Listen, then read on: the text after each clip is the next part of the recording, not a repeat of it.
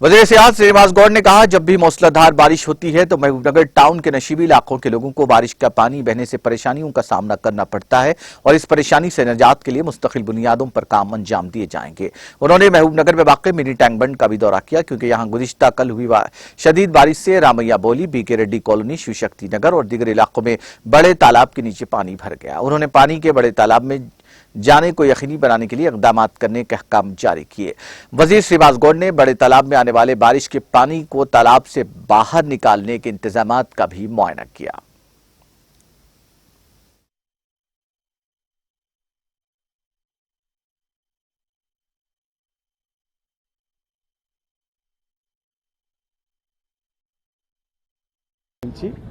పర్మనెంట్గా పెద్ద నాల కూడా పెట్టాలని, నాల కూడా దీన్ని కంటిన్యూ చేయాలని చెప్పి ఆలోచన చేస్తూ ఉన్నాం.